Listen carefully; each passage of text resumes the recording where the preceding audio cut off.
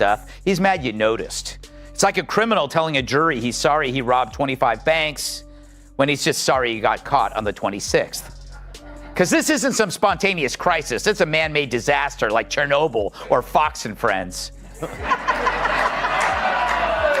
Californians didn't elect a governor. They hired a brand manager with perfect hair and a brochure for reality. And now, after years of telling you the Why do I keep bringing up Gavin? Well, other than my respect for his work in American Psycho, he's starting to distance himself from his party's worst ideas.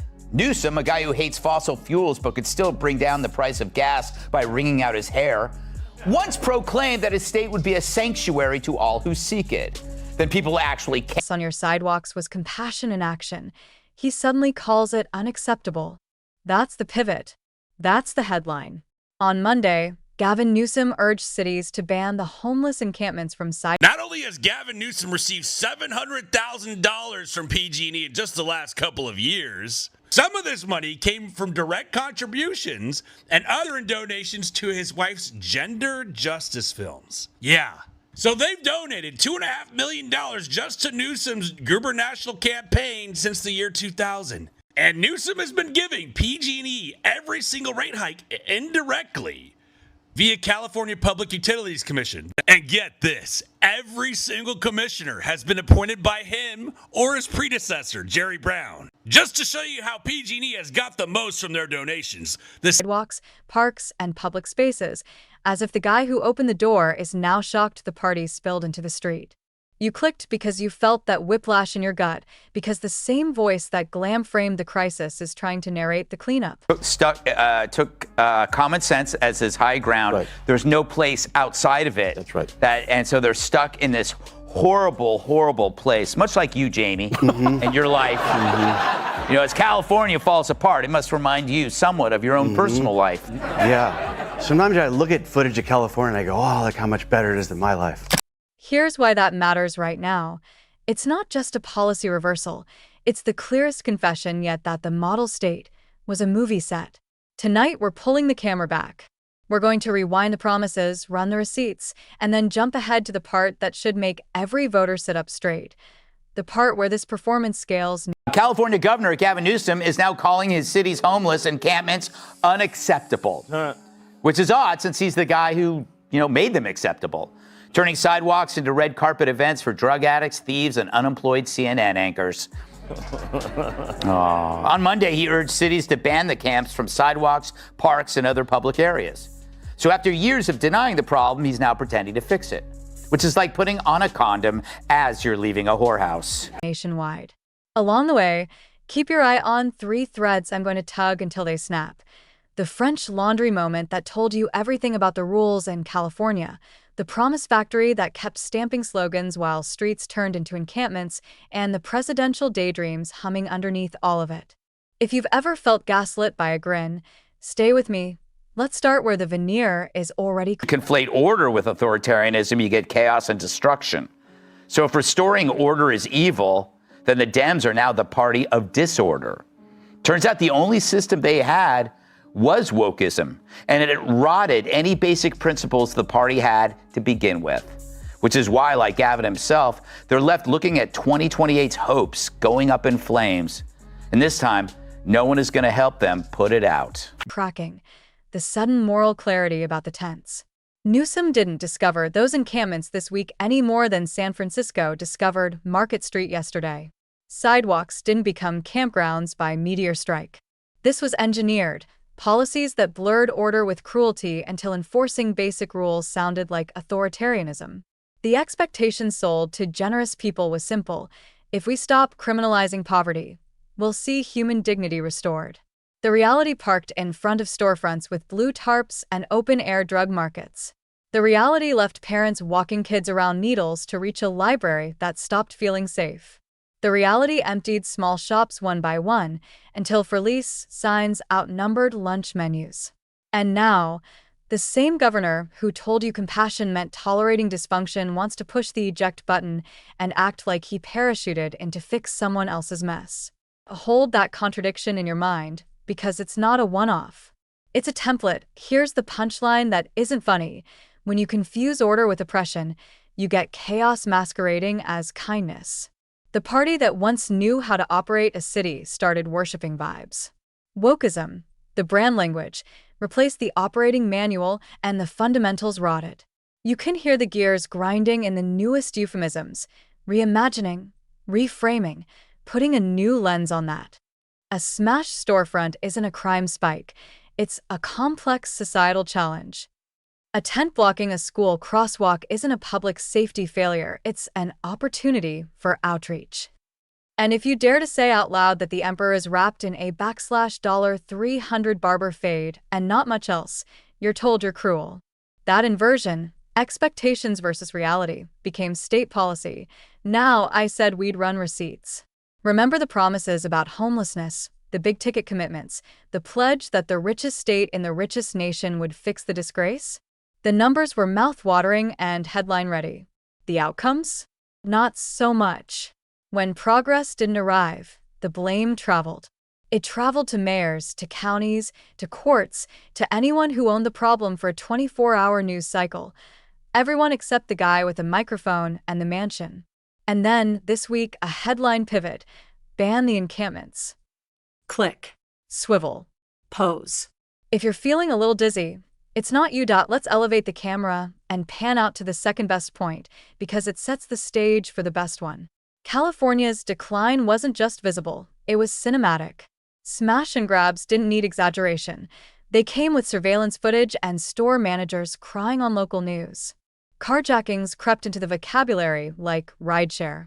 Property crimes turned glass into confetti. Streets that once sold maps to celebrity homes started selling the idea of avoidance.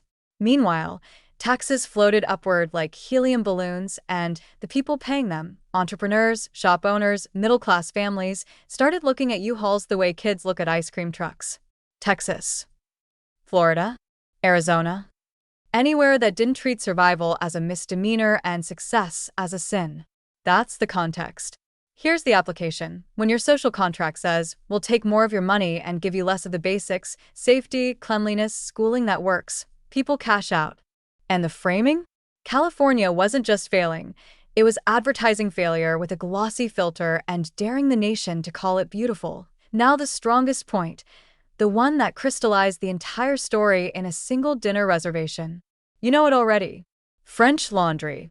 Lockdown Californians told to cancel Thanksgiving, shutter their businesses, keep distance, mask up. Churches taped off, classrooms dark, playgrounds roped like crime scenes. And there, in the Camelot exclusivity of a Michelin star fantasy, the governor unmasked among the elite. That photo wasn't a gotcha. It was a Rosetta Stone. It translated the whole script. The rules are for the little people. The virtue is for the press conference. The indulgence is for the inner circle. Expectation. We're all in this together. Reality. We're in this together until the reservation comes through. And if you're wondering why that moment still lives rent-free in the public psyche, it's because it told parents who lost a year of their kids' schooling that their sacrifices were negotiable for the right dining room. Here's where the rhythm tightens. The lecturing. Newsom scolded Florida for books, while kids in his own state struggled to read the ones they already had.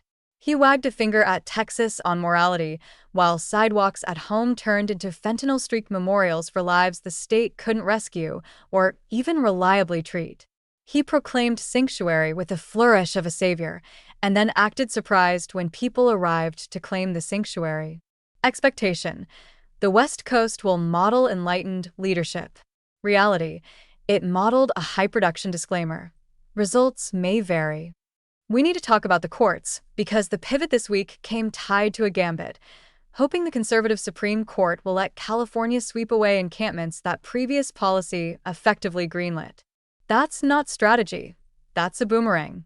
It's writing a check with a megaphone and grimacing when the bank calls about insufficient credibility. The same pattern played out in cultural fights.